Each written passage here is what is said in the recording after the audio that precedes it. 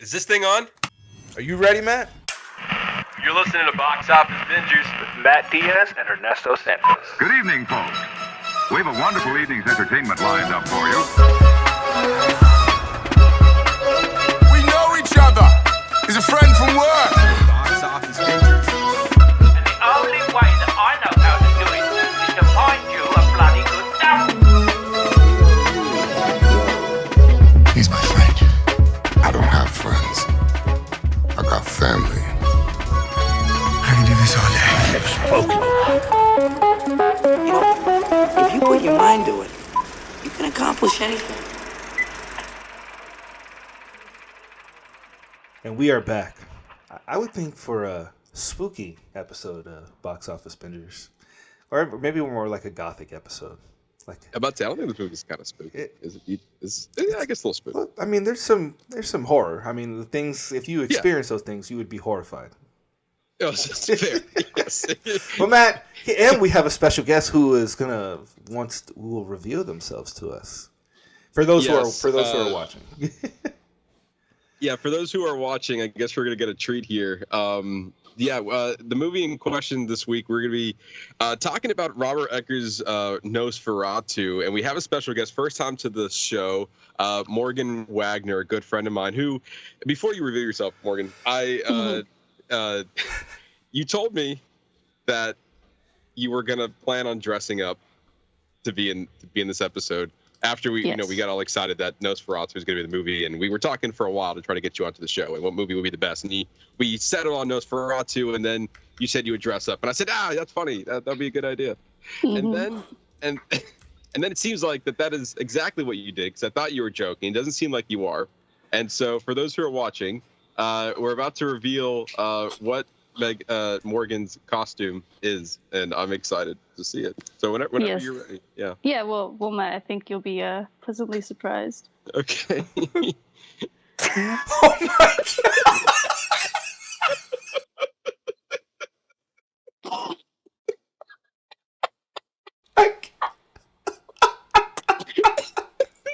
Oh my God, it's got makeup and everything. Oh, I love it.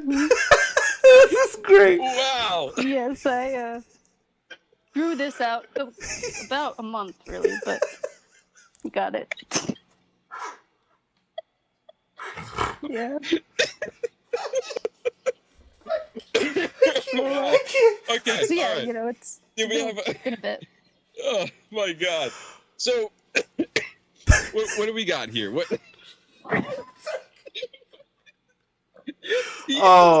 This is you got these. Yes. This is great. I love it. We're not going to get through this episode at all. Oh man. Wow. Morgan. So thank you for having me. I needed that. Yeah. Thank you. Yeah. I wasn't prepared at all. I just Thank you. Daily habitat.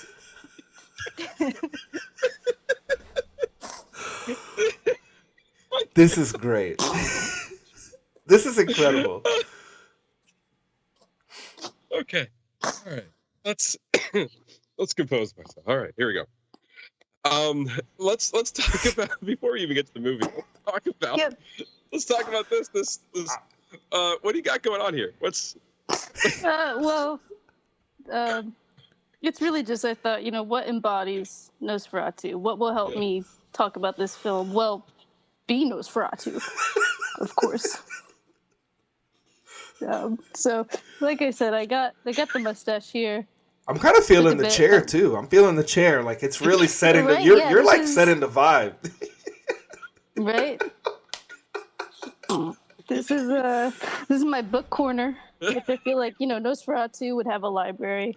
I'm sorry, I can't figure out which direction I'm going. So no, take your time. You're fine. To get the Nosferatu vibe. Oh, there you go. There it is. There it is. Okay. So yeah, the ears, of course, because why not? He's got bat hearing. He's got the pointy ears. Couldn't decide which Nosferatu to embody because there's so many, of course. And then I thought, why not? The mustache is iconic. So Jim Carrey and Nosferatu in one. I can see it. You're matching. You're definitely matching them. See, yes. Yep. Yep. Look at that side by side. Yep, I totally see it. Thank you. Wow. How long did it take you to grow that mustache? You said about a month. About a month. Just about a month. Yeah. That's a good healthy mustache. Good for you. Thank you. I was surprised. It only took a month, but it's pretty good. I trimmed it up, but yeah, I think it does well. It does. It looks very nice. Did you get any? Did anybody at work say anything about your appearance? Like especially with growing the mustache and the ears and everything, or no? Or are they? Well, face masks, of course, still have around the house, so had that. My cat didn't understand what was happening. Cat thought I was another cat for a bit. Like, who are you? With the ears, especially. Yeah, but wait. But I think people, I think I might go out and about in this. Maybe. I think you should stroll. See how people react. I think you should stroll this. But okay, hold on. All jokes aside, because I can't. I'm just to make sure. Like you actually grew a mustache out? No, right? Mm-hmm. No, you did? No, you didn't. I couldn't tell from the camera. I just wanted to make sure you guys were playing it real hard. I was like a chia pet. I was like, there's no way. It's like maybe that's pixelation. Okay, good. Making sure I saw it correctly. Yeah. You know what? You should feel pretty good. The costume's so good, Ernesto's convinced that you grew a mustache. So that's the. Oh wow. Yeah, okay. that's the tell-all. That's the. Oh my god. But yeah, thanks for having me, guys. Yeah, oh my. I think this might be. A lot of people come in very prepared with notes. They have lists. They have a lot. They come in prepared with a lot to say, and I feel like you did a lot of. This was a show and tell, and I very much appreciate it. All the work you put into it. Of course. It looked fantastic. It's going to be hard to talk about this movie. Matt, you're going to have to compose yourself. Yep. It's pretty good. All right. Well, I still came with the notes. So. She's got both. Good. Okay, all right, that's good. You got both. Wow. All right, let's go with easy stuff. Nosferatu, obviously, is a movie we're talking about this week. Starring Bill Skarsgård, Lily Rose Depp, Nicholas Hoult, Aaron Taylor Johnson, and Willem Dafoe. Written and directed by Robert Eggers, which I feel like he's like a modern-day gothic director. I mean, he's done films like The Witch, The Lighthouse, and The Northman. And they all have their unique style, their uniqueness. Weird. All these movies are weird, in my opinion. And I have yet to see The Lighthouse, but I've seen The Witch and I've seen The Northman, which were not particularly my favorite movies. Right. And so we'll talk about him in a second. Nosferatu is based off the original 1922 German silent film of the same name, which was based on the 1897 Gothic novel Dracula from author Bram Stoker. Stoker. And so one of the two. And what's funny about the original Nosferatu film was that the reason why it was called Nosferatu, the reason why it looked very different from like what you think of Dracula, and obviously the title wasn't even Dracula, was because just to avoid copyright laws from the book. Mm-hmm. So much so that the movie, I believe, got sued for copywriting the novel, and if I read this correctly, they ordered all those movies to be all the prints of the movie to be destroyed. And then throughout, I guess there were some people throughout the years were able to find a copy and other things, find various copies, and stored it to the version we can now have access to today. And Nosferatu is now one of the most, I think, influential horror movies known. That kind of gave us the basic baseline of Dracula. Morgan, I see. Yeah, you. I'll tell you, this is going to be hard. Let's start with Robert Eggers. You are a big fan of Robert Eggers. Why do you have an attachment toward his movies? Because for me personally, I don't. We talked about this before. Right. Why do you feel like his movies are the ones that you have to go seek out? I feel like because they're so unique these days in terms of, if you think Robert Edgers, you're going to think of his aesthetic. Like, you can visualize, you can idealize what he's going for. You can immediately think, well, okay, Matt will say, well, he's weird. And that's his films. But that's the thing. Like, I feel like these days you don't find, I guess, as many artsy directors that continuously come out with that same feeling. Big fan of Christopher Nolan. I think like he's got cool metaphors and whatnot, but sometimes, he'll bounce around with different lightings and ideas and settings. But I feel like with Edgar's, it's always the same kind of cinematography, same kind of back burner, kind of supernatural stuff. And he always goes out in the lighting, like The Lighthouse. Once you watch it, Matt, it'll be like, it's all black and white. It's got its kind of vibe. The camera's different. He goes all into the theme of that story. And I feel like that's just really unique. And I know every time I'm going to see one of his movies that he's put all the thought into everything, and especially the visuals. Like, I think you can just turn off the sound and just watch his films and kind of get the vibe from that, which I think is really cool.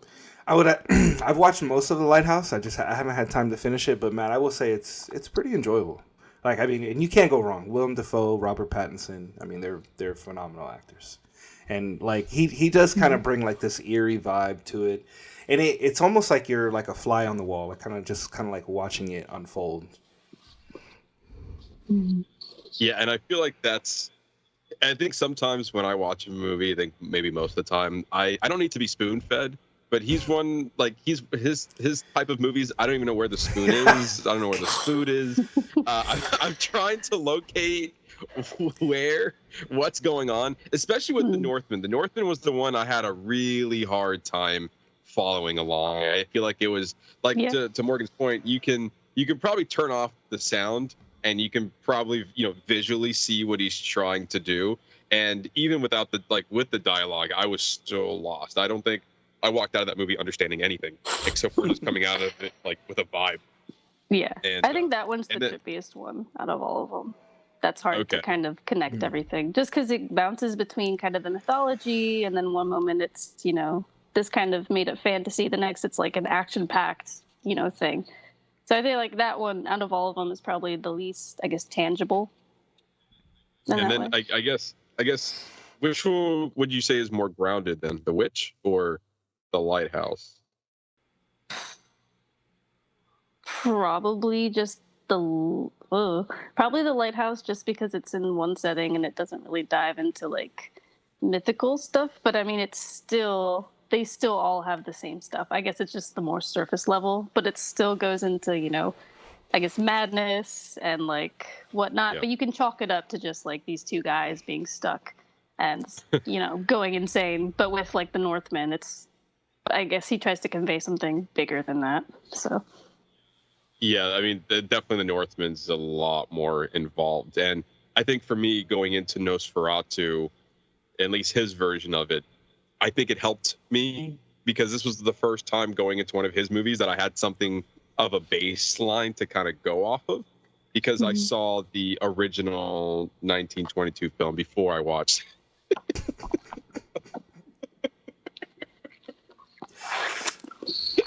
Sorry, I'm thirsty. I don't think I was expecting the juice. I feel like she's got more planned for you.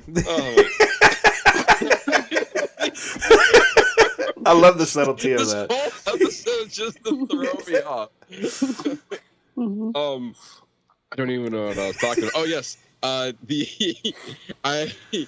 feel like this time around, going into the 2024 version, I saw the original. I feel like I had a baseline going in, and because of that, I was able to, out of all of his movies, this one I was able to follow along with the most, considering that there's like, I have a reference to go to. But Ernesto, you said that you started the original? Yeah, I got up to the point where he goes to meet Orlok at his castle.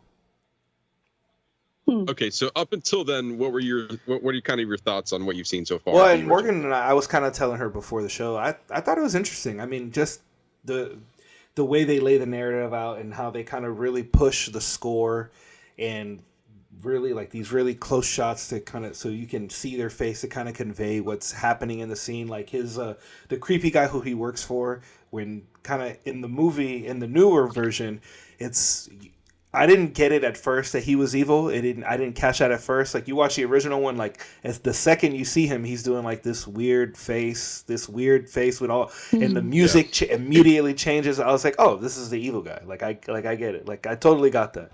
I just thought it was interesting, just like how, like, just the camera tricks they use, like shooting in daylight, but then it had like this thick blue film over it to make it see. I was like, it's clearly daytime, but you know what? I got what you're throwing down. Like, you know, this is. But I enjoyed it. I didn't think I was going to enjoy it, and I liked it. I liked for just to see how innovative they were back then to try to even put this movie out. Right. And Morgan, what about you? I know you've seen the film, or you said you saw most of it as well. Yeah, I think I saw most of it as well. It was good. Like Ernesto said, I think for the time that it came out, it was very innovative, and like the silent film and like the coloring. Like, yes, it was supposed to be nighttime, but they're like, okay, how do we do that exactly today? And it was heavily blue, or like even some of the shots were like inverted, like it wasn't completely colored correctly, which was really interesting to see. Or like they sped it up to convey that this horse is going fast, but it was like times 5 speed. But it was good, and like I think you said, Matt, like it was one of the biggest, oldest like kind of gothic films that had come out. And I think kind of adding from the fact that they tried to get rid of it because of the copyright, that it kind of created that cult following over time. Especially because it was so unique. It was older, and it had that first gothic feel, which you didn't see back then often as well. I think added to how big it is now, obviously. It's almost like the lawsuit gave it the Streisand effect. Yeah, exactly. Well, especially because now, like, obviously Dracula has like adaptations again and again and again, but even Nosferatu, for being like a ripoff of Dracula, has a couple adaptations, which I think is really interesting as well. Yeah, I agree. Well, it's kind of fun at the time, right? It was probably one of the only few adaptations from the original novel. Now, throughout over 100 years, there's so many different vampire takes. You have the comedy versions, the horror versions, the action versions. Like, there's so many, but yet because, and it was almost to its benefit over time, because the film wasn't called Dracula, like, people most likely will probably refer to as, oh, the first Dracula movie was Universal Monsters. This guy right here. And some people might refer to him as the first Dracula movie. But in reality, it was maybe, I don't think it was even Nosferatu either. I think there was a movie before that. But like Nosferatu can stand on its own. And I think with that has given it its classic, like this standing the test of time, in addition to all of its clever camera work that it was doing. And I saw this movie on a plane, and the movie was running a little slow for me. And it's only like an hour 20. And luckily, when you're watching it on, I was watching it on an iPad, they had the 2.5, the 1.5 speeds on it. And so the movie was way better once you picked up. Wow, Matt. Once you picked up the speed a little bit. Yeah. We turned that 90-minute film into about an hour, probably. And honestly, it was, again, what you guys were both saying. It feels like very like new age for the time, where like these are probably common stuff that we use today, but at the time he was being very adventurous with filmmaking. And there was one part that I don't think you guys got to, but it was Nosferatu like setting up, like he's leaving to go to the city, and I think like he's setting up all these coffins that we later find out is filled with like dirt and. So yeah, he's got like 8 of them that he's stacking. Yes. And the last one that he does, it kind of like they cut the frame so it looks like that he just like pushed it up into the front, so it almost feels like it's stop motion in a way, because the coffin just goes. And then and then he kind of climbs up, and then there's like the case that goes over, and then it goes. And then it's like, what is happening? And then there's another part of the movie where I guess he kills everybody on the ship, and then he's like running. I really wish they did this in the new version, because it's so funny. Like tiptoes away with his coffin. Yes. He's just kind of grabbing it. It's so funny. It's funny. Which is the thing? Like, was it funny then, or was it still like spooky then? Because now we look at it as like, oh, that's not serious. But back then, they were probably like, ooh, like, how did they do that? Why is he so fast? How'd they get him to do that? I mean, that's a really good question. Was he considered a horrific figure at the time when people started watching this movie? Like, oh my God, it's one of the scariest things I've ever seen. Because now we look at it and it's pretty comical. Like, I don't think he's scary. But some of the camera techniques, especially the use of shadows, I think that was pretty much one of the biggest takeaways I got from that movie was like him even opening the door and you saw like his shadow doing it, not like him physically doing it. And then obviously there was that iconic shot of him like creeping up the stairs and you just see his shadow going up the stairs. And like, yeah, there was just so many things that this movie definitely paid homage to. But just watching that, it just felt, it not to say refreshing, but it's like something I truly had never seen before. But yet I have seen it before, just not in that way, if that makes sense. Yeah. Right. Yeah. But yeah, so that's the original film, and then there was another version that came out in 1979. Morgan, did you say you watched that one too? I did, by Werner Herzog, and it was interesting. It was also slow. Like, I don't think I finished all of it either because I got the idea.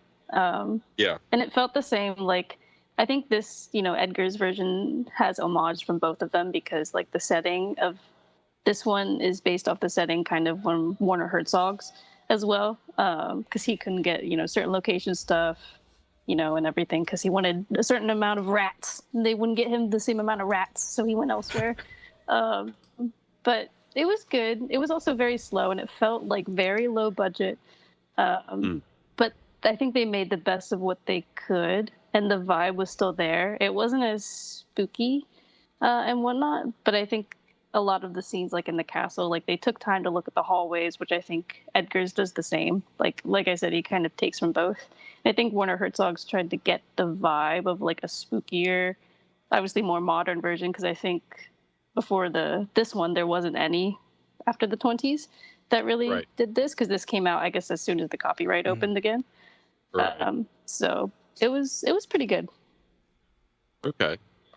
Yeah, I did not have a chance to see it. And then Ernesto, I'm not sure if you got to see it or not, but you mentioned that there was a movie starring Willem Dafoe who was playing the actor. I think it was called Shadow of a Vampire. And it was about the making of the original Nosferatu. He actually won an Oscar. Did he win or was he nominated? He nominated? I don't think he but did you get a chance to see it? Because I couldn't find it. I knew it was on Prime, but my daughter was sick, so I didn't get a chance to watch this week. Gotcha. Okay. But yeah, so I know there's been iterations over time, but I feel like aside from the 79 version, it's kind of crazy that after over 100 years, there's really only one movie that's in between the 1922 version and and this version. You would think that there would be a lot more iterations throughout time on specifically Nosferatu, but instead, I guess maybe vampires or Dracula is more popular and probably a safer bet for most studios to get behind rather than do Nosferatu. Right. Well, especially I guess from the Twilight craze that started in the 2000s, and then you had Bram Stoker's Dracula with Gary Oldman. That's right. And then you've had a bunch of adaptations, but I think Nosferatu, he's a little freak. And so I don't think he's as easily tangible to some people, because you think vampire, I think people think Dracula.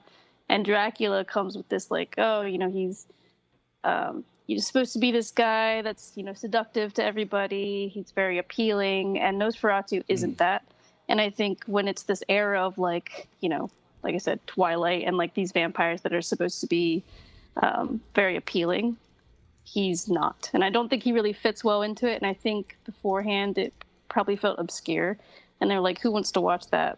But then, Edgar's makes this and still makes, he's a little freak, but he still gets his way around. So it works. But yeah, it is interesting that that's such a big gap, the 20s, the 70s, and then this. Yeah, that sounds like almost every 50 years we get a Nosferatu. But yeah, even going to it's funny because when I first heard that Robert Eggers was doing Nosferatu, just watching his movies, with the exception of The Lighthouse, but just like knowing the type of director he is, like, oh, that makes sense. That tracks. Like, even hearing that Bill Skarsgård was going to be Nosferatu is like, well, he's a freaky little it. So, like, yeah. Well, apparently Edgar's, when he was younger, he was 17. I did some research. When he was younger and 17, he made a play of Nosferatu, and he himself played Nosferatu. And like since then, he always like really enjoyed it. He's always wanted to do it, and apparently he'd been working on this script for about a decade or so. So it's been in the back burner for him for a bit, which I thought was really interesting. Yeah, I saw an interview with him, and this definitely felt like a passion project. That, like, you know, this is the movie that it seemed like this was the movie. The original version, the 1920s version, was the movie that inspired him to want to create and be a director. And now, coming full circle, I don't know exactly if it was him pitching his idea, if it was Universal getting the rights to it, and then approaching Eggers. I know most of the films he's done is with Universal, so I don't know like how that came to be, if Eggers wanted to do it and Universal did it for him. So I don't know all those details, but either way, when I found out that he was directing it and writing it, it's like, yeah, no, this tracks, given the type of director that he is. But with that, let's dive into our spoiler review on Nosferatu. Morgan, we'll start with you. Your initial thoughts on the film, and then we'll kind of go around, and then we'll dive into certain details afterwards. Okay. Well, initial thoughts. I loved it. I thought it was very good. I think it perfectly kind of put together this gothic kind of movie that I haven't seen in a bit, where like the whole aesthetic and vibe is together, but also just the acting was really well done. I hadn't really seen Lily Rose Depp in anything, so she kind of blew me away. The cinematography was beautiful. I thought every bit of it, you know, from the kind of the shadow play that they had as a nod back to the originals, to the one scene that like I'm constantly thinking about, and I see a lot of people talking about, is like the carriage scene when Thomas is in the woods and like you've got the moon and all those directions and whatnot. I thought that was really well done. I think overall it kept me intrigued the whole time, and I didn't realize it was a bit of a lengthy movie, but I wasn't sitting there at all like wondering how much longer, how much more. And it also just felt really realistic. All the rats, pretty good. You know, the cats in it as well. Just, you know, the real things that felt like you were in that world. And even like he had a lot of scenes of like opening doors without someone opening them, but it just felt very eerie. And all in all, I think what he was trying to capture, he captured. So I think, you know, his goal for the movie was achieved. Ernesto? I have to say I really enjoyed this movie, and I walked into it like thinking like this is gonna be weird. I don't know if I'm gonna like this, but there was just something about the story that was so appealing to me, because like, yeah, it's about this demon who latches on to this girl who he senses who's not of the, because he says throughout the whole movie that you're not of this world. So he's like he's drawn to her and she's drawn to him. But it almost, and this is like a weird thing, but I felt like it almost felt like an abusive relationship. Like when you're lonely and you reach out to somebody, like somebody who's toxic is going to come up to you, and it seems very perfect initially, but then like it's that thing that you keep wanting to go back to, but you know it's bad for you. But yet so it was like she kept wanting to go back to him, even though like she didn't, like she says she didn't want to, but yes, she did. Like she kept yearning for him, I guess is the better term for him. Like she had already succumbed to him. She had already submitted herself to him. And it was this thing that, yes, she knew it was bad for her, but yet she kept going back to it. I just thought it was that theme obviously overlaid with this demonic creature, like kind of exposed that way. I really enjoyed it. I thought it kept me intrigued. Also, like, the cinematography is beautiful. The production design was like spot on. It was real. Like I felt like I was back in the 1830s. I fully believe that. Like it just, everything was in place, and it was really, really dark. I mean, obviously that scene where Bill Skarsgård as Nosferatu, the second night when he kills the pregnant woman and the two little girls, and he's like he's in the moonlight, like he's got the moonlight silhouetted behind him, and he's just holding these two little dead girls, like sucking the life out of them. I was like, it's like, damn, that's pretty dark.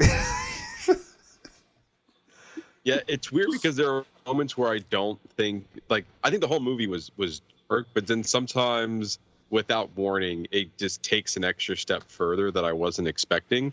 Because the most of this movie is like, it has this gothic feel to it. Nothing's really like visceral that's happening. It's just more of a vibe that you're getting.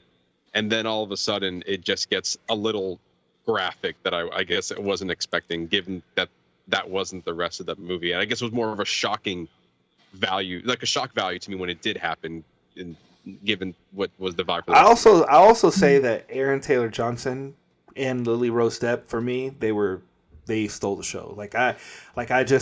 I really latched on to both of them. Like seeing him lose his wife and his kids, and he's just done. Like he's totally detached from the world. Like to see him, the point where his character started to where he ended. And I think for me, this is like the most serious thing I've seen him be in. Everything else has been like action and comedy and just kind of things of those nature. And it was nice to see him in a role like this. And Lily Rose Depp, I don't. This is the first time I've seen her anything, and I mean, she's literally convulsing, eyes rolling in the back of her head. Yeah. I mean, she went for it. Yeah, she went for it. This was definitely probably her biggest role to date, obviously. And then she was in that controversial show last year with The Weeknd. The Idol. Yeah. The Idol. Yes. You watched Yeah, that? I don't. I didn't did watch you it. I did not. Did you watch that? No. Morgan, did you watch that? I did not watch it because it was so controversial. I was like, oh. Scandalous. But I heard she was still good in it. Like, I heard she was good, but I think just with the controversy, maybe no one talked about it too much. But I know it was like heavily panned. Like people were ripping that show to pieces. And I don't exactly remember what the story was about. I don't know if it was about the relationship between like her and The Weeknd was the problem. I don't know what the controversy was about. Again, it was about a year ago now. But I do know a lot of people did not like it. And to no one's surprise, it did not get renewed. I want to say to the point that they were like rushing the rest of the episodes. Like it was getting so much negative press that they just dropped them all rather than like giving it week to week. I could be making that part up, but I feel like I remember something toward the end where they were just like, yeah, it's all out. We don't want to talk about it. Yeah. Well, it's by the guy that does Euphoria, right? That's right. Yes, that's right. And it was being looked at because a lot of people, Ernesto, you enjoyed Euphoria for what you can enjoy about it. Yeah, I did. And then I was like, oh, but then now it's not even coming back, and it's like a whole thing. It's like they should have just left it where it was. Oh. Like I don't even remember. It was like back and forth from whether they're even going to do the third season. Yeah, I have been reading that they're struggling because obviously you have 3 or 4 very popular actors now. You have Jacob Elordi, Zendaya, Sydney Sweeney. Like they're all big Hollywood names now, and nobody wants to come back and do the show, even though they said that they would. But I think it's just, we're having all these different actors are signing up for bigger and better movies. We saw Zendaya now going to be in the next Christopher Nolan movie. Sydney Sweeney just is now doing a book adaptation with Amanda Seyfried, I believe. And then Jacob Elordi is going to be in Guillermo del Toro's Frankenstein film. So that would be interesting. Jacob Elordi took that role, not took it, but I think Andrew Garfield had to back out. So then now Jacob Elordi stepped in as the role of the monster. So I'm really curious how that's going to Yeah, I'm curious about He's that good, too. though. I like him. He's another one that I think he can do well.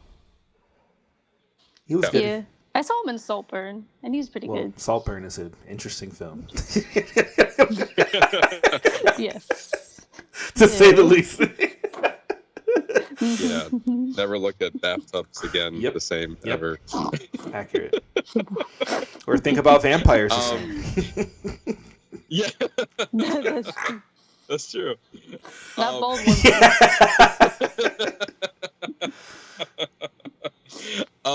But yeah, going back to Nosferatu, I believe this was the first movie that I actually like sitting through from Robert Eggers. I was like, you know what?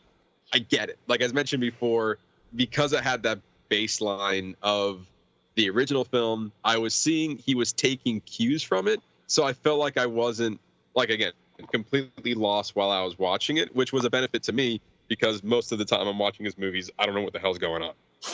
There were times in this movie where I also felt like I didn't know what was going on, but not as much as I have in the past. And honestly, when you compare the movie, it's pretty much the same. Mm-hmm. Like the same beats were hit, but it was told in a different way than the original.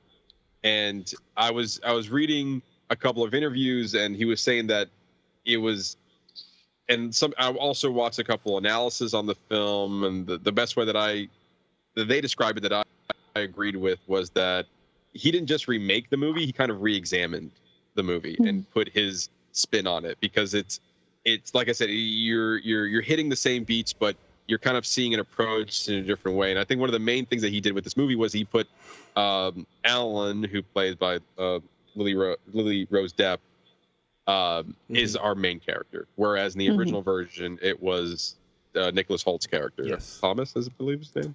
Thomas. Thomas Hutter.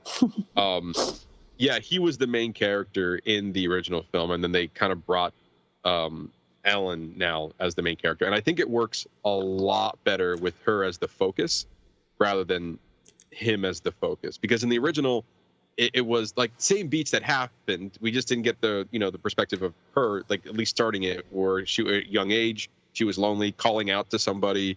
Little did she know that Nosferatu was the one answering that call and had that connection kind of going into her adult years. And then that never happened in the original, and it was more of the movie starts out in the original just like this guy ready to go to work, has a happy life, happy wife, and all of a sudden he goes over to his boss and was like, that part still confuses me even with this movie. So you have to sell, you're going to Transylvania to have this man sign the paperwork for a house that he already wants, but his boss wants him to have the commission for it, and he did little work to do anything about it. Is that the vibe? Is that the gist of that? Am I reading that correctly or no? Yeah, I feel like basically. I mean, that's the same in Dracula too, where he's like, he wants you in person to deliver the paperwork. You gotta come to him. Then do it. Yeah, I guess because one, he's hungry. Two, I guess he's lonely. And then, like, I guess, I don't know. But they're both the same like that. But I guess the difference is in Nosferatu, in this one, Nosferatu actually wants the same, girl, same woman. And in Dracula, or those other adaptations, she just happens to live across the street or be in the same vicinity. Yeah, it's weird that, like, in both versions, it's almost like he wants somebody over there. And I guess he has attendees, like, because I think he made a comment saying, like, you arrived so late, you're gonna wake, like, my servicemen are not here to assist. I don't even remember seeing anybody else in that castle. Yeah, I think he was just saying things.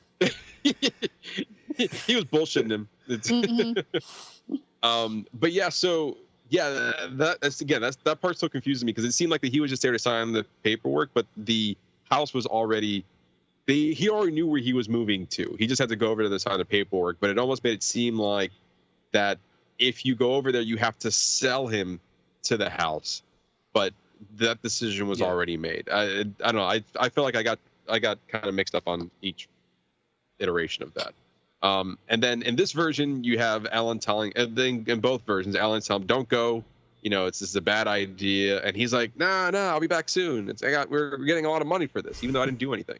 And I guess in a way that there was this more backstory with Aaron Taylor Johnson's character where he owed him money, and it seemed like that he was perceived to have this he was in a position of power, I guess, because he had looks like he had a happy life. I'm not sure exactly what he was doing for the town, but he seemed he was well off. He was more than happy. in charge of the shipyard, I think. Taylor Johnson's, because then they were like, oh, the ship crashed, and he had to go see the rats and the plague and everything. The rats and the plague. He inherited his father's business, I believe he said. That's right. Mm-hmm. And then we continue on, and Thomas goes off and rides his horse, and it's a normal speed. And he's unfortunately, I think it would have played a lot better if he sped it up. I agree. Mm-hmm. And then we get to obviously the best part of the movie, in my opinion, as we are getting closer to it. We have like this really visceral shot of him just standing in the middle of the woods, and I thought it was great. It was just like you feel the transition of when he's in the close vicinity of Nosferatu. He was close to the castle. I don't think he even remembers how he got there up into the castle, but I think that was, to me, like when you start feeling the essence of what this, like the what's the word? The presence that Nosferatu has was kind of started in that moment, and it was kind of seeping through the rest of the film. And I loved Nicholas Holt's performance because even though I don't think any of this was actually scary, but you sense the fear that he had, and I thought his performance was done really well. Yeah, I thought he was great. And especially, like you said, that scene alone, like the music, first it was really silent, and then suddenly, like, you felt that imposing music, and like the carriage and the door opening slowly, and just like the whole lighting too. Like, I know they were talking about how to set up the moon lighting, and well, it doesn't look real because it's really hard to make moon lighting for film. So they backlit it, they did all kinds of stuff just to really, I guess, get the idea of that scene. But yeah, that whole build up to the castle and everything, and like the wolves and everything, like you said, that's when you know, you're like, oh, that's the vampire. He's close by. And then we get to like, I also applaud the marketing team for this, because they could have easily put, you know, as a draw for people to come to the movies, you could have shown Nosferatu, but within all of its marketing, it's been hush hush on what Bill Skarsgård looks like. And I think it played to my anticipation, because just me sitting there as the character, like Nicholas Hoult and Thomas, he's like kind of really freaked out at the moment. He's being told what to do. He's like, he's not really hungry, but he hears this menacing figure like giving him dinner, and like he just wants to go to bed, and he's like, no, let's eat. And like, we as the audience don't know what to expect. Him as the character don't know what to expect. And I think it played off really well. And then literally, as I think that one of the first things we hear from Nosferatu is the, and you're like, what's going on? What is that? Yeah, it was very good. And then we get you know, we make his grand reveal, and he has a mustache. What do you think of the look, Ernesto? Did that throw you off guard? Was that surprising? Was it like, this is great? I thought it was great. He just looks like this creepy, demonic, like monster thing. I mean, I thought it was really well done. I think it played. It was an added element. Like, it wasn't distracting. Like, I thought it was really well. I enjoyed it. I thought it was good. Morgan, what about you? When we finally get his reveal. I thought it was good. I thought it was unique. I didn't know what to expect, because I guess all the Nosferatus are just kind of bald, and like, I guess they're all lanky, kind of hunchback. But he was like built and buff. But it was interesting choice of like the mustache, which I know you had mentioned, Matt, apparently was like an original choice way back when. So it's cool that he brought that back. And it was interesting, like the decaying of the flesh as well that they added to it was a neat touch, since he is very demonic, is very dead. So I thought it just added to that creepiness, especially, you know, as you see it later on in the film. Yeah, no kidding. Especially at the end. But yeah, especially at the end. Especially, yeah, he was strong. It's like, get off me.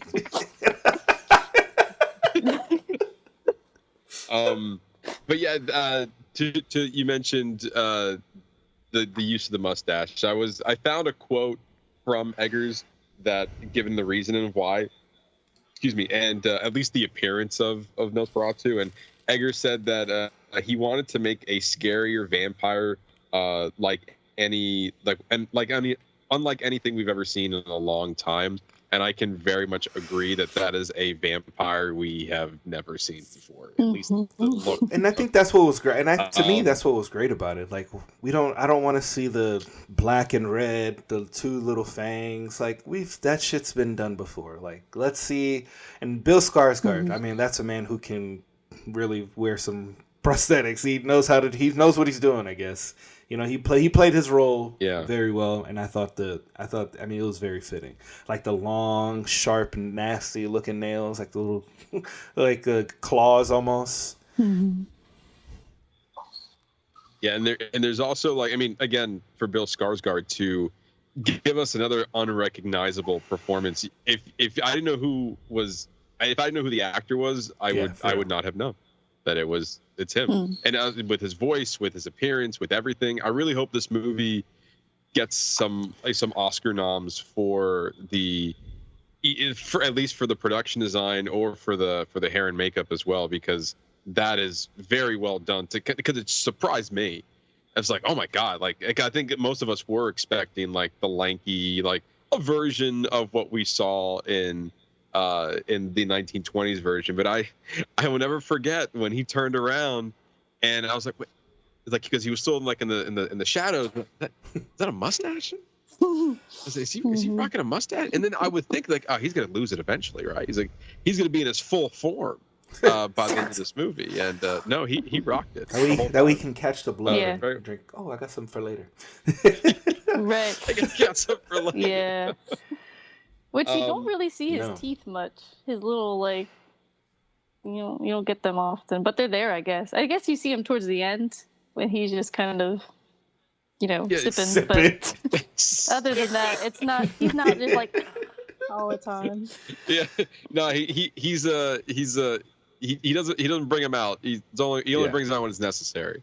Mm-hmm. Like he's not a shower. He's like this is for or a mission. I don't know. Anyway, you gotta earn. You gotta earn the teeth. You gotta earn the teeth. That's only for Ellen. That's right.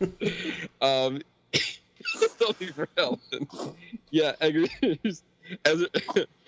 said he wanted a villain to feel real, so he looked back at the folklore and what a Transylvanian nobleman of the time would have looked like. That meant a big Hungarian costumes, including that of a furry hat and a mustache. It was also mentioned that the original novel, the mention of a mustache was also in the original novel. So it was a very short line in the novel that he was rocking a mustache. And I think Eggers kind of took all that and gave us the version that we got. And again, it just goes back down to the appreciation, the details of the movie. You can feel it. Everyone kind of brought their A game to this. And like, especially all the attention to detail that went into this movie, like it's almost like you can say what you want. Maybe you're expecting something different. You might think he's looking a little goofy, but like the reasoning is there and it's backed up. And so like, okay, yeah, this makes a ton of sense. And yeah, this is a vampire I will probably never forget. Yeah, and I think that was the idea. Especially like, I mean, the end when he's like on top of her, and he's like just like decrepit, and it's like that was the creepiest part. Like you just see the bones and the way his back was arched. Yeah. Nope. Yeah. It was big, but then at the end, like once everything was done, he was all shriveled up. Like a little raisin. Small again. Yeah. So interesting. Yeah, he was. Yeah, I was surprised at a lot of the naked Nosferatu moments. It's like, whoa. Well, when Nicholas Hoult, when Tom was trying to get a little peek, and all of a sudden Nosferatu stood up, and you saw saw more than you bargained for.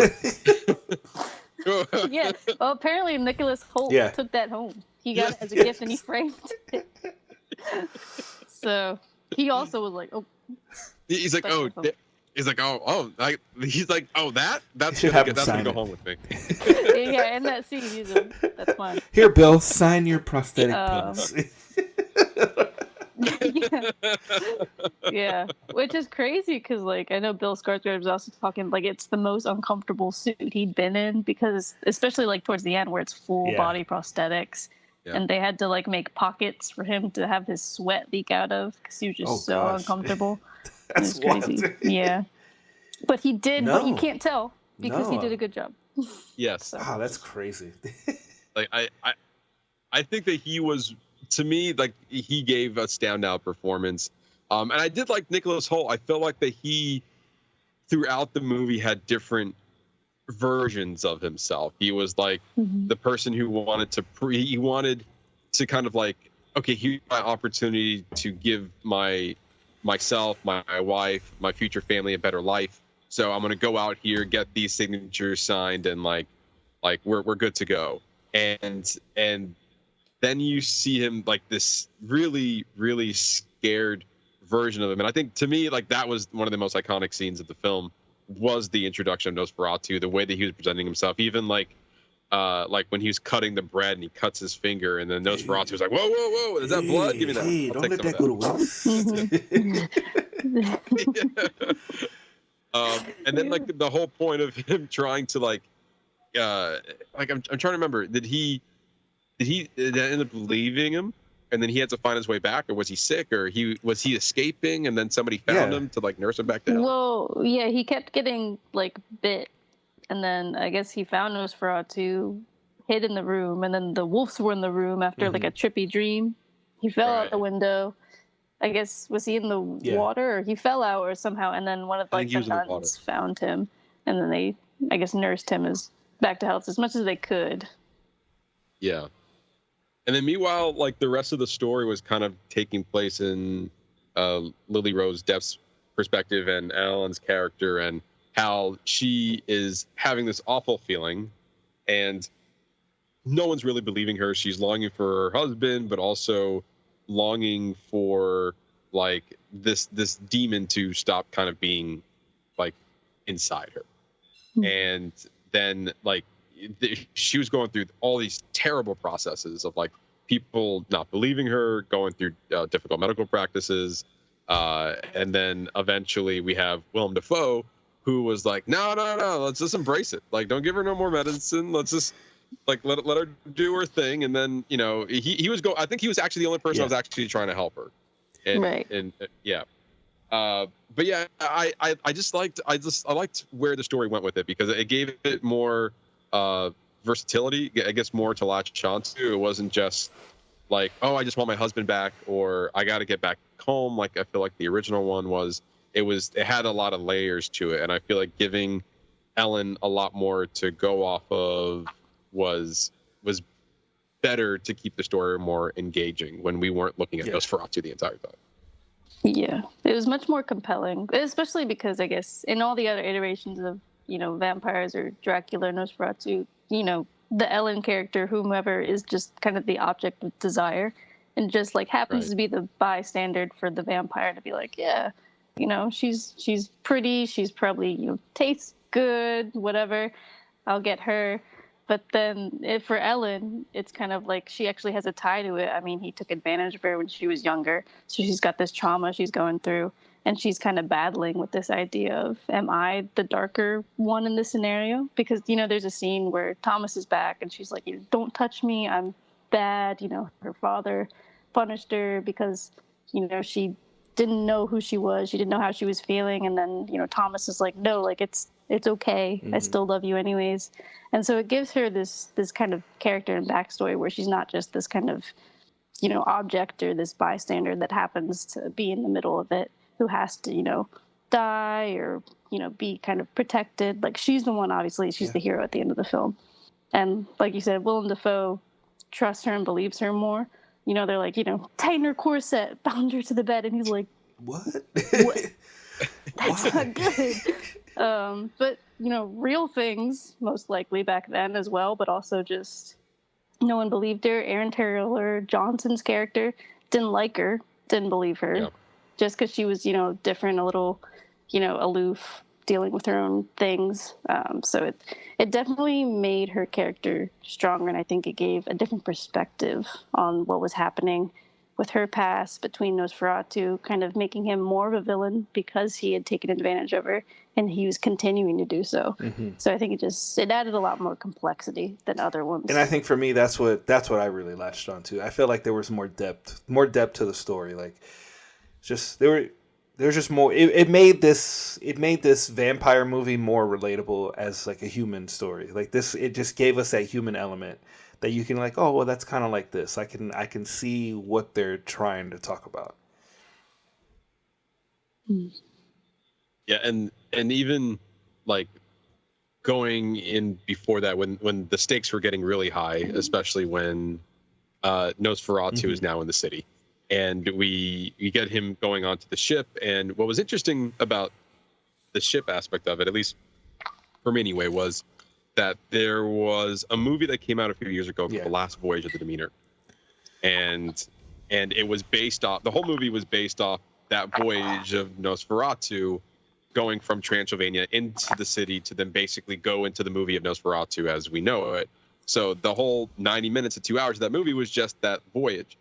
And in both versions of that, we got little snippets of like creepy stuff is happening down below. We know that at the end of it, the entire crew was dead. No one survived from that crew.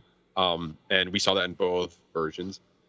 But I thought it could have been an interesting perspective to kind of see what exactly happened on the ship, when in this version we kind of see him just kind of just haunting the entire ship and then kind of killing them one by one and biting them, and then kind of like this was like his feast, so to speak, until he got to the end of his voyage. And that movie was not good. They kind of put it into like, I remember like when you finally see the creature, he was just like a vampire, like a traditional vampire as you would see him. Didn't really look like Nosferatu. It was more like this demonous creature. He had wings. He was flying around. And watching this movie now, watching the original, comparing it to that movie, as well as watching this new version, I felt like that. Wow, they truly had a huge missed opportunity there to give us something really unique.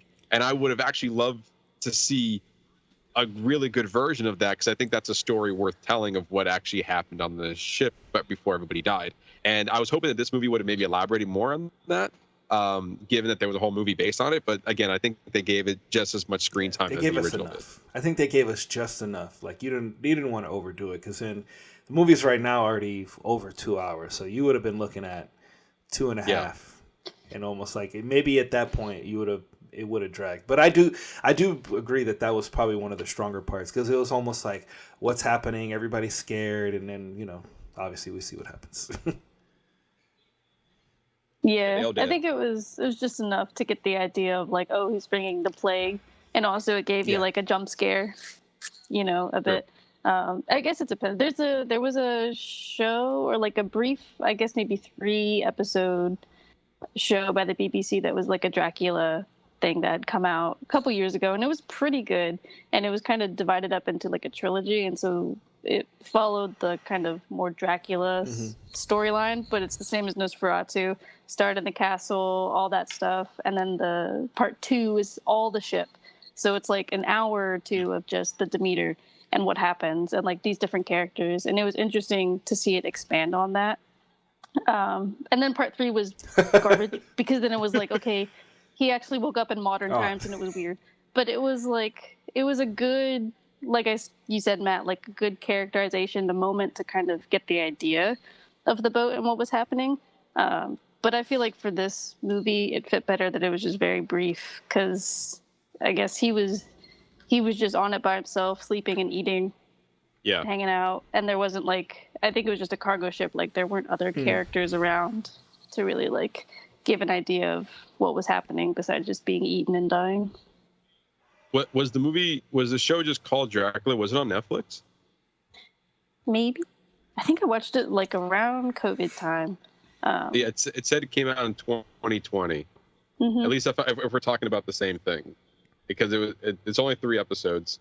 Yes, then that is it. Okay. Yeah. Well, to your point, which is kind of funny, the first episode has an 8.0 rating. The second episode has a 7.6 rating, and then the third episode took a huge dip down to a 5.0 rating. So it's like, to your point, yeah. That's right. Yeah, it was really weird. Each episode was about an hour and a half. So that's a typical BBC standard there. They have like these 3 little mini movies. But yeah, I always feel like I do agree with you that I think focusing on the ship would have probably kind of taken away from the actual story that he was trying to tell. Obviously, just not including it at all would not have been a good idea. But it was a mention, it was there, and then he kind of moved on with it. Because otherwise, I think if we elaborated on the version that Robert Eggers was doing, we probably just would have gotten more murder. And after seeing 1 or 2, I think we got the point. And but I did like how like people were relating that the plague has started, not because I don't think they really knew that Nosferatu was here, but rather it was the rats that came from the ship that killed everybody, and then now is infesting the city and killing everybody that way. And one of the ones you brought up, one of the most probably visceral kills was when he killed Aaron Taylor Johnson's wife and 2 kids. I think that was probably one of the most, like, I wouldn't say shocking, but I guess one of the sadder moments, because they were just a victim of what was really happening. Not like the story wasn't really surrounding them, and they were just, like I said, another victim in the product of Nosferatu and everything else that was going on. And that actress was, I want to get her name again, was Emma Corrin, who played Cassandra Nova in Deadpool and Wolverine. She was the main villain in Deadpool. And she was Diana in The Crown. Yes, you're right. In The Crown, right? Yes. Yeah. But yeah, like I said, to your point, I think it was a really sad moment for that. And then we kind of get into them, I guess, searching for Nosferatu this entire time. I guess they couldn't find him, and yet he was just kind of over here just killing everybody. And almost, if I understood this correctly, waiting for his moment to get to Ellen. Like, was he waiting for an invitation? He could have, as soon as he got there, he could have went straight there, but he didn't. So unless I missed something there of why there wasn't an... Yeah, it was the whole, well, they didn't, like, the lore was there, but they didn't dabble too much into it. He just kind of lightly was like, okay, on the 3rd day, this is when you have to make your decision, but she has to accept me, otherwise it doesn't work. So, yeah, that was also kind of like, okay, like, sort of thing. But, like, he just started killing people more. I don't know what would have happened if the 3rd day passed, but... he probably would have killed her husband. So... Yeah, I think that's what she was trying to. I think that's what she was trying to avoid by sending him away, and calling Nosferatu to her and keeping her, and him keeping her, and her keeping him until sunlight and like sacrificing herself. So whereas he's going to be the hero, he thinks he's going to go be the hero by burning the castle down, when really she's the one. He was just a distraction so that she can really save the day. Right, just getting him out. Get out of the way. Just getting him out of the way. Let Mama take him. But yeah. But to your point, yeah, I guess it was an arrangement that they had. It's like, yeah, we'll talk about this in 3 days. I'll give you 3 days to get your affairs in order, and then we'll do the thing. How about that? Yeah, well, because the realtor guy or the manager who went crazy towards the end also had like a whole book on this, and he was like, he has to come here and he has to do this, and he's here for the woman. So I don't know, like, if there was this whole kind of prophecy that like Nosferatu himself knew he had to fulfill, or like what his end goal once he had Ellen was. Like, was that gonna do something for him, or what? I'm not really sure. Well, obviously, that was interesting. Again, they had that connection, with her and her childhood, and him being basically just haunting her, abusing her this entire time. So I guess there was this like, now this is the final moment that we're going to end this in a way. And that's kind of the way I took it. And then they're trying to stop them, or I guess everyone's trying to find him and stop them within that process. But I think it was Willem Dafoe who had the book that eventually Lily Rose Depp actually started reading? Is that she found the book, right? Or was it Thomas who Nicholas Hoult? Did he find the book and read I it? thought it was him. There's another person that read the book and then realized. Like, I think Willem Dafoe was the one who actually read, and he kept iterating throughout the movie that it was she had to give himself to him in order for the curse and all of this to be lifted. Yeah, and then he told her that she was like the one to save them. Like when she was walking him back to his place before, the boys rolled it out for the night. The boys to kill him. We killing tonight. Like he told her that. Yeah. We killing tonight. Okay, I'm done now. Yeah. So yeah. They literally, I was like, yeah, and the boys are going out in the town. They were having a good time too. They just went out. They did that. Aaron Taylor Johnson didn't make it, but I don't. Also, how did he just die from the plague? Yeah, because he was laying with his wife. Just laying on his wife. Yeah. I do not know, but yeah, that was sad. That was probably the realest. Yeah. Realest moment. Huh? Yeah, that's a good point. I don't remember how he died. He just, he was just mourning the. Like, he threw up on her coffin blood. So I assume he happened to die. Like, he went there because he knew he was about to die, so he died with them. Like, I don't know how fast I've got the plague. Because he got sick, and then didn't they burn that? Didn't they burn the coffins? Didn't they burn them in there, and he went in there with them, and he burned up with them? Or maybe I'm thinking of the castle. I think they were going to burn the coffins, and then I think he was already dead.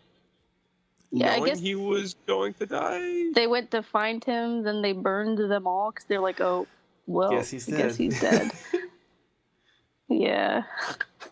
And then they thought they were going to find him. Well, aside from that, that's where we saw all the rats. Where I think they said how many rats, over 2,000 rats or something, even more than that probably. Well, that was Nosferatu's coffin.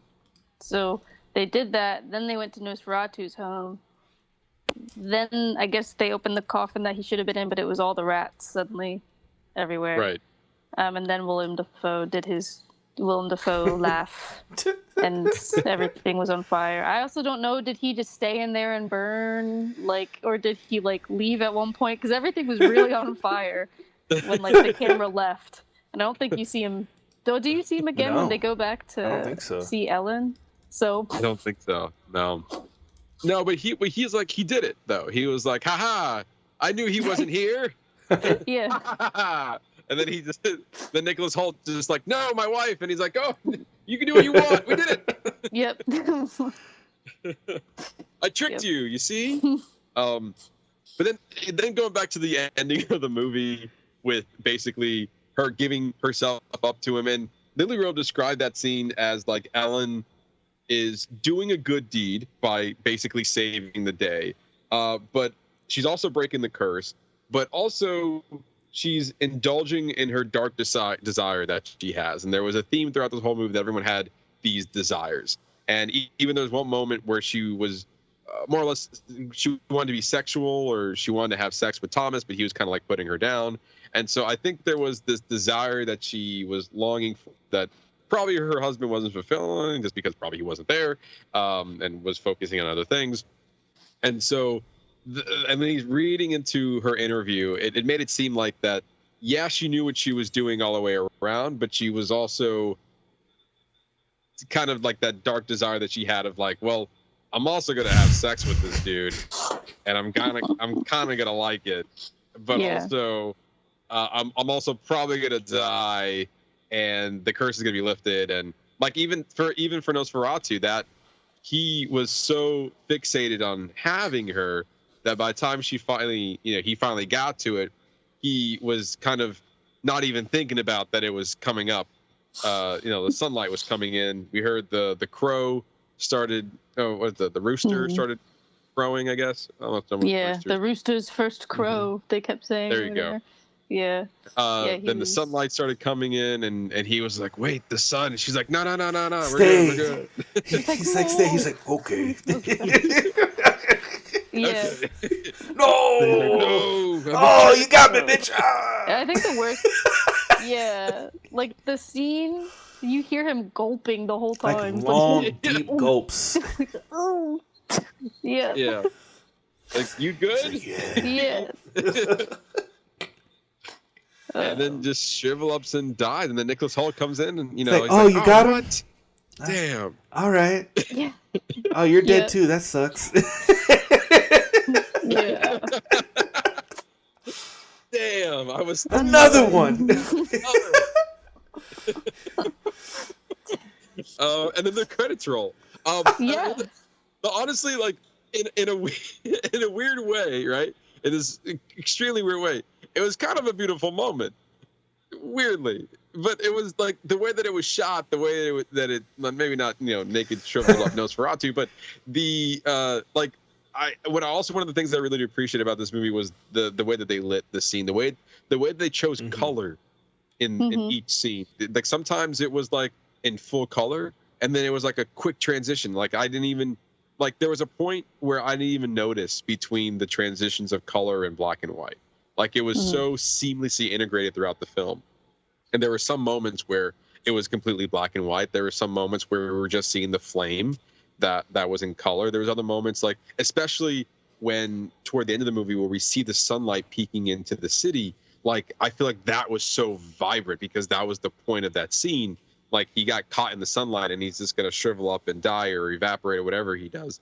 But like it was kind of hitting that point home of like, and the use of color really did a good job of establishing that scene, and then keeping it black and white when Nicholas Hoult first has his interaction with Nosferatu, and then some cases they were kind of like got a mixture of both. Like it wasn't clear that it was in color, but like it was kind of like a gradient feeling where it's like you're kind of balancing it between the two.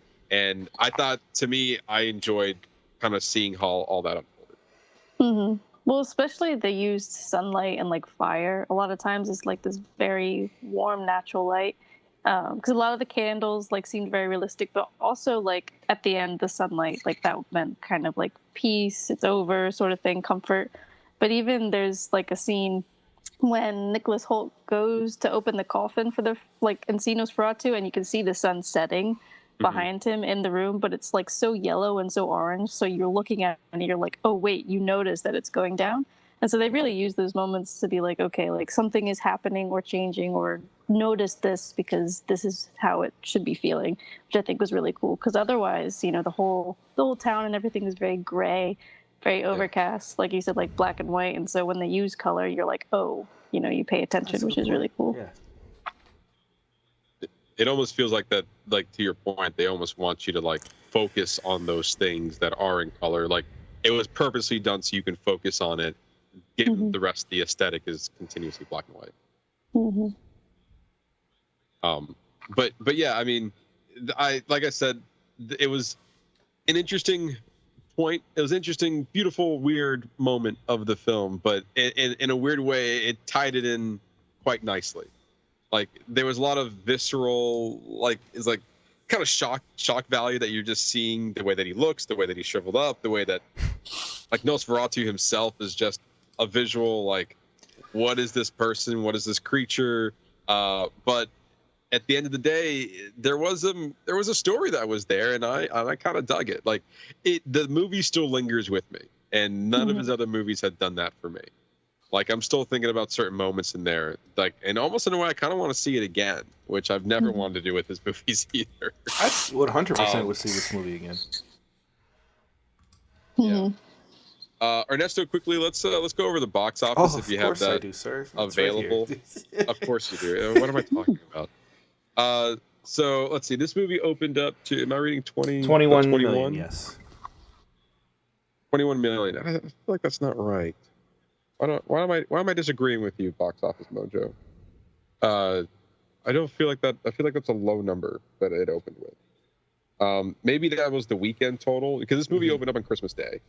So let's see. Okay, here we go. All right, so this movie, this is why I was thinking. So out of the course of a 5-day weekend, the movie opened to $40 million. So probably within the weekend it was 21. But I was more trying to look into the Christmas Day opening, which is a Wednesday, all the way through the end of the weekend. So it opens number 3, which was behind Mufasa and Sonic 3. But total, we're looking at I'm having a hard time reading that.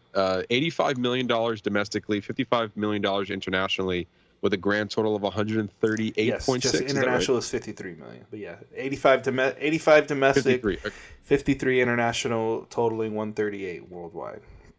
And I do believe what was the budget? And just over 50 million. I thought I read somewhere.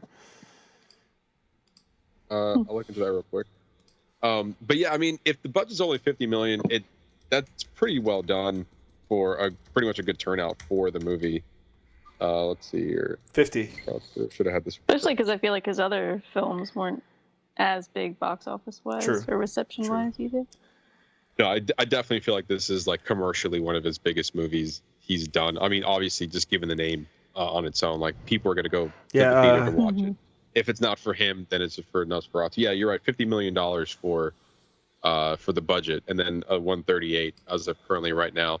I mean, just making over $100 million is already impressive in and of itself. So the fact that he's able to double, if not almost triple his profits, and the movie's still doing pretty well. It's still in the theaters. It's like we saw it, a couple of maybe 2 weeks after the movie's release, and it still had a pretty big. My theater was big full. Attendance. My theater was full of people in the middle of the afternoon. And I also think just the fact that it's doing so well, and given that this is a very niche film. This is not you don't assume that everybody's going to go rush out to see this type of film. Like number 3 on Christmas weekend, considering it's like a gothic horror film, it's pretty good. Honestly, I give him credit for even putting this out on Christmas Day. Like this is not. It's not really. Well, it takes place during Christmas. You're not wrong. There's a Christmas tree. There's a Christmas tree. It's a Christmas movie. It's Christmas. Right next to Die Hard. Yep. Next year. Yep. Next year, right next to Die. But yeah, I mean, there is a lot of this is a Christmas movie, I guess, with the Christmas tree. But I think to me it was a bold move to put this out on Christmas Day because it's not really a movie that you would think that would give you puts you in the holiday spirit, no, more or less. I mean, honestly, neither was Mufasa or Sonic, so I think none of these movies were really primed for that classic holiday feel. I think the closest movie so far this year was Red One, and they quickly put that on streaming for people to watch at home. But yeah, I think if anything, and maybe that's why this movie's garnering a lot of attention. Because there's not really any big horror movies that were out at the time, nor are they out even today. Like at the time of this recording, there's not the next big horror movie probably is not coming out until actually right now. The Wolfman just came out, and so the man that's that's maybe a wolf. I don't know. The early shots of what that character would have looked like is I don't know. Nope. Are you guys interested? The only reason I'm interested is because it's the same. Isn't it the same director who did Invisible Man? See, and I really like the Invisible Man, so I'm almost willing to give it a shot, but I have a feeling that it's not going to be good. Yeah, I think I'm going to see what people say, and then I'll see. I didn't see the Invisible Man. I know it's like a modern take on it all. It was good. I heard it was good, but we'll see. Yeah, I just don't see myself going to the theater to give it a shot. I feel like this is more of a Peacock watch because I think Universal is putting this out. So, I'll watch it on streaming, but I don't see myself watching it in the theater. It doesn't look good. I don't know. The trailer's not selling me. No, with the young daughter, wife. Poor Julia Gardner. I don't know. They dressed her up to look like that. That was his child, and this already we weren't the only person to say that. It's like, wife. Okay. I didn't see that coming. Yeah. I mean, I guess she's a woman. She's she's old enough to be her husband, but or to be his wife. But nope, no, I'm not seeing it. I'm buying it. But yeah, no, I think that's why, attributing to the success of Nosferatu. One is obviously an adaptation. Another one, it's it just has a very unique vibe that Robert Eggers presents, and also I think the marketing was done very well. If anyone was curious on what Nosferatu looked like, you had to go see the movie to go and do that. Even the image we just showed here, a few minutes ago, it took me a while to find something. Because that image is not, you can't just Google search it and you'll find it. I had to go through the Reddits. Had to go down the rabbit hole. Somebody had to go down the rabbit hole to find that image. It's like they're still doing a really good job of not, even almost a month later, not showing what this character looked like. And compared to other movies where after the first week or two, they would, especially with Deadpool and Wolverine, when they had the big cameos, and they were after the first 2 weeks of Deadpool and Wolverine, they were pushing oh yeah, this person's in the movie, go watch it again, and they're all over the trailers because they're trying to get that last ditch effort for people who didn't watch it within the first 2 weeks. Then here's more of a reason to go watch it because it's making all this money. And with Nosferatu's marketing, they're like, nope, you still don't know what he looks like, so go watch the movie and find out. And so I very much appreciate that. And but yeah, again, 138, it's a pretty good number, and it's climbing too. It's still hitting the top 5 in the box office so far. So I wonder if Wolfman's gonna knock it down a few pegs, or especially since we're getting now into Captain America Brave New World's coming out in a few weeks, and then some other we're jumping into the spring blockbuster season. Eventually we're gonna start seeing it at home, but so far it's still doing fairly well. But with that, Morgan, we'll start with you, your final thoughts. We do a 5-star rating here, so give us your 5-star rating at the end of it. I think 4 out of 5 overall. Very good. Like you said, like you were just saying, I think the marketing alone, you had to go see it to understand it, but you knew the vibe, and I think it worked in their benefit. It was intriguing all along. I say it again, but the aesthetic alone, I think Eggers did a good job of getting the visuals, but also the characters down. And it was just a very good adaptation that still felt fresh for modern audiences and people that maybe were fans of the older ones to really enjoy. So all in all, pretty good. I mean, they got you to dress up, so. Right? So there's that. Yeah, I'm kind of in the same boat. I'm gonna agree with you. A 4 out of 5 for me. What really stood out was the cinematography. Obviously, I think the writing. I think just the language and how they speak to each other. I think during that time period and how they portray it is just always so interesting to me. Yeah, for Oscars, I really want to see. I would love to see this for obvious makeup and hairstyling. I mean, obviously for Bill Skarsgård. Maybe supporting actress for Lily Rose Depp. Production design and cinematography. I think I said that already, but those 4. I think at least for those 4. Yeah, Morgan, do you see? We're soon getting into the Oscar season. The noms are about to drop by next week. So I'm not sure how big you are into award season. Do you hope for or don't care that if this movie gets nominated for anything? I would hope that it would. I think costume design probably may be up there. Effects for, the Nosferatu garb and everything. And even maybe lower ones like sound design, I think was really good in the film. Cinematography was great as well. So hopefully Lily Rose Depp would get recognized. But yeah, I would hope it be recognized in some way if the Oscars happen. Yeah, that's true. Yeah, that's fair. That's very. But yes. Yeah, to your both sentiment, I'll also give it a 4 out of 5 stars. This was, to me, it was a surprise that I actually enjoyed it. I was going into the theater fully prepared to start nodding off, start just being confused, just start looking at my watch, just being like, man, another Robert Eggers special for me. Just don't understand what the hell's going on in this movie. But we're just kind of going along with it. But no, I think he did a really good job of I guess it's still weird, but I was able to follow along. I feel like there was, I think Ernesto was mentioning earlier, a lot of things to kind of relate to. In a weird way, there was a lot of relatability in this film. and that's what I was able to latch on to on some of the moments I didn't quite understand. And then everything else about this movie, visually, it looks gorgeous. The use of lighting in this movie, like you said, you guys said before, the production line looks great. I think one of the biggest things is the cinematography. He knows how to work a camera. The sound design looks, it sounds good. Like whatever he was doing, it's like really well done. Yeah, I think a lot of technical aspects of this movie should be recognized into it. Like you guys said, hairstyle and makeup, makeup and hairstyles and costume design. It was all there for this movie, so I really hope this movie gets recognized at the Oscars. It's a hit or miss because I feel like Robert Eggers puts a lot of details into this movie, but then it kind of gets lost in the critics' eyes. So I feel like if there was any hope that he had of getting something to be recognized for, hopefully it would be this movie.